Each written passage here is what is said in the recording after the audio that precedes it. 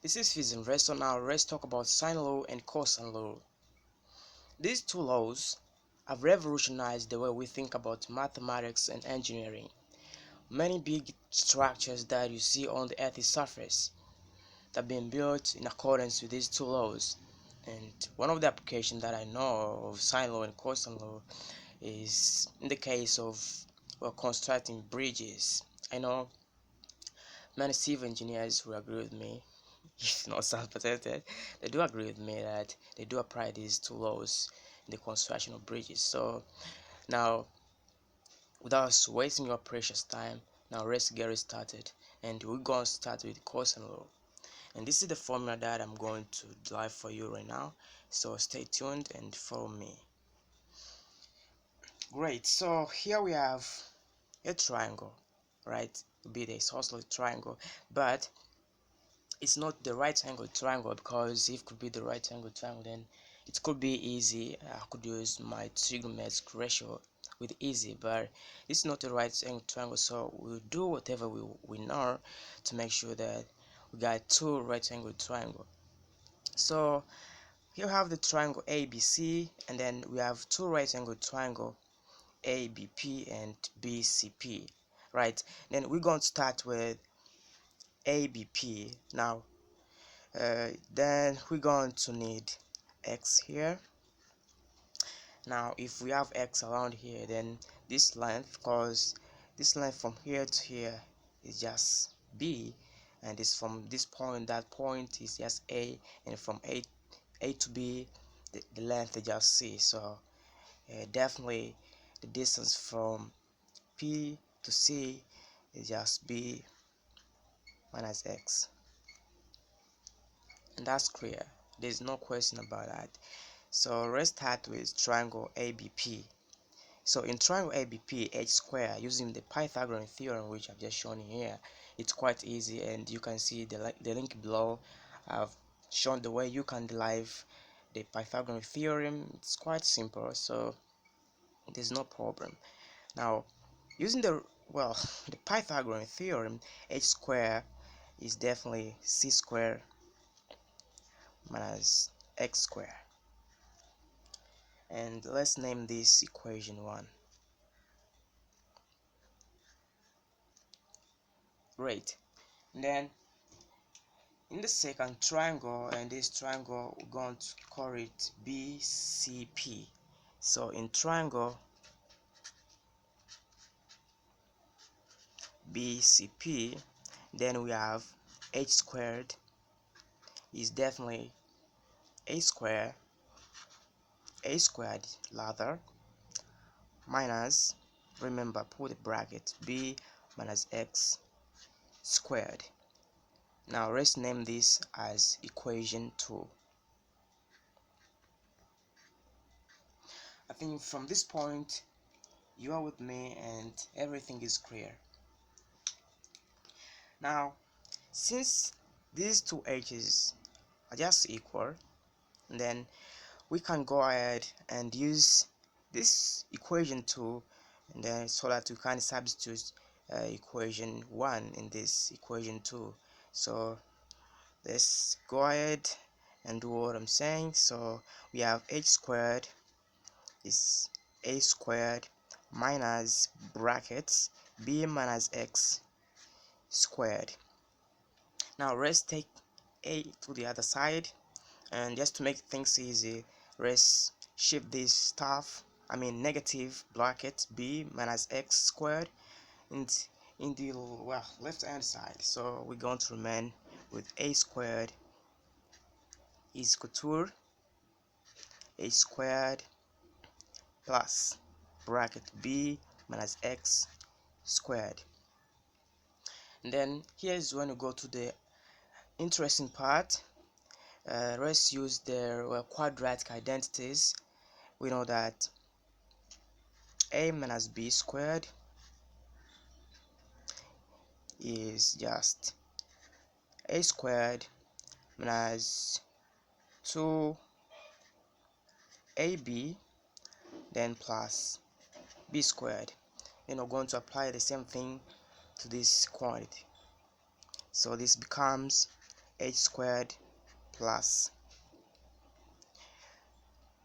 b squared minus 2bx, then plus x squared. I think that's clear. Now, since we have h squared here, so we can just take equation 1 and then substitute to this equation, right? So this becomes a squared is basically, let's take this stuff around here, so just c squared minus x squared, then plus b squared minus 2bx plus x squared. Great. And then here we can cancel x squared because it's just, you've got negative x squared plus x squared is basically 0, so we can just ignore it and then cancel it out. So we remain with a squared is basically b squared plus c squared minus 2bx, then, and that's it. And then as you can see, we still have x here, but we can just eliminate this x by using the trigonometric ratio. Great.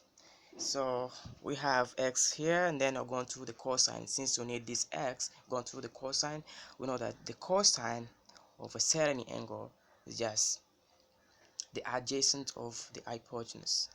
So basically we have cosine of this angle A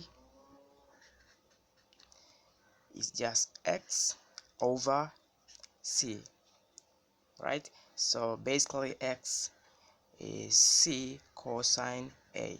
Then we're going to substitute this stuff to this x, so this becomes a squared is equal to b squared plus c squared minus 2b, and then we substitute the value of x in this position. Then we have bc cosine A. Now, looking at this equation, let me use the different colors so that I can differentiate it from the rest of the things.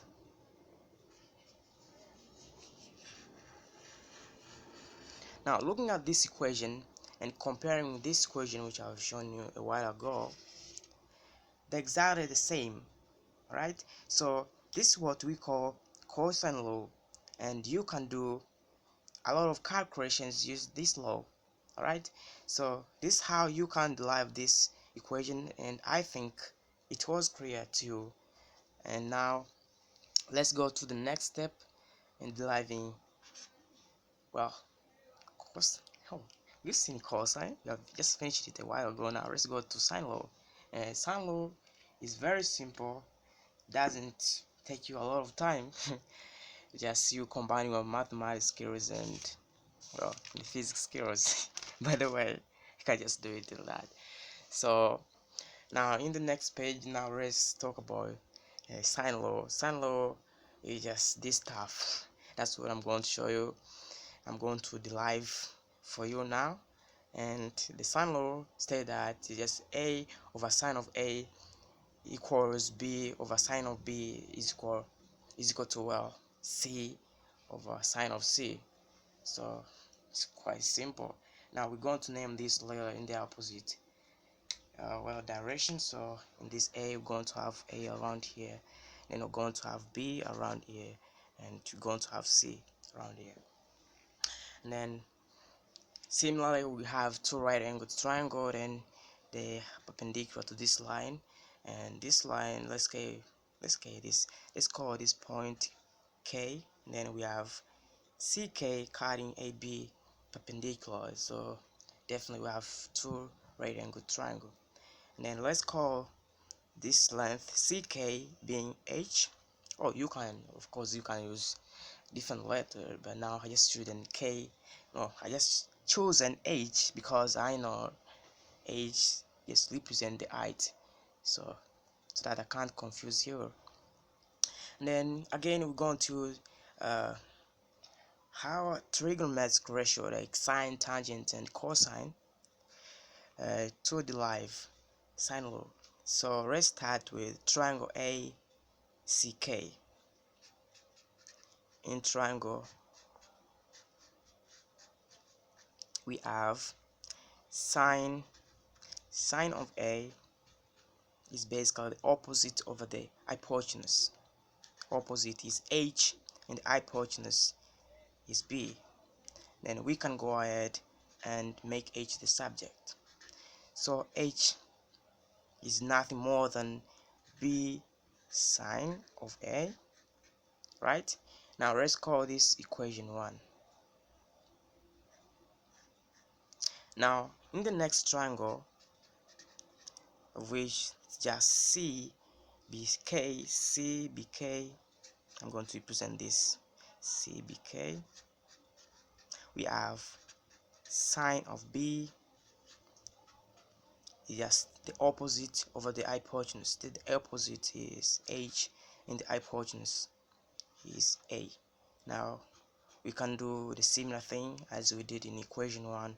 So H is basically A sine of B. And then we name this equation 2. I think at this point we are clear, right? Now these two equations, equation 1